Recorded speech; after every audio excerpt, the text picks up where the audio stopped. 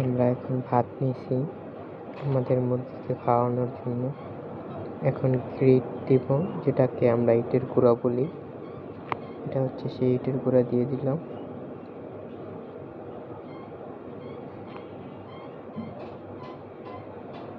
এখন একটি মিশ্রিত খাবার আছে, যেটা গম, ভুসি, ভুট্টা, তারপর ফিড, ধানের গুঁড়া মিশ্রিত আছে, সেই খাবারটাও আমরা মিশিয়ে দিব।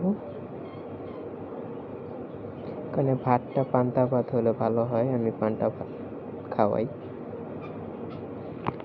আমার মুরগিরা খুব মজা করে খায়। এখন মাখিয়ে নেবেন সুন্দর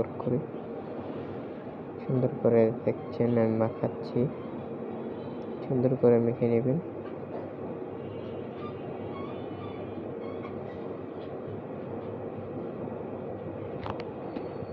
আমার মাখা হয়ে গেছে, এখন মুরগিকে দিয়ে দিব।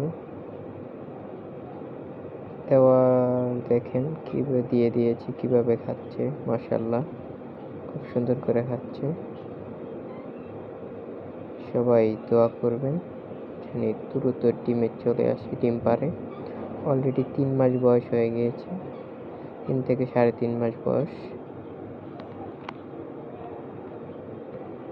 আমার কিছু বাজিকর আছে, আপাতত 1 পিস আছে। এটা হচ্ছে নতুন কালেক্ট করা।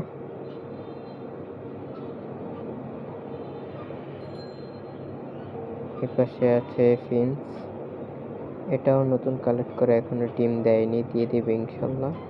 হাঁড়িতে নেক্সট করে ফেলেছে, বাসা বানিয়ে ফেলেছে, খুব দ্রুতই ডিম দিবে আশা করছি। দোয়া করবেন সবাই।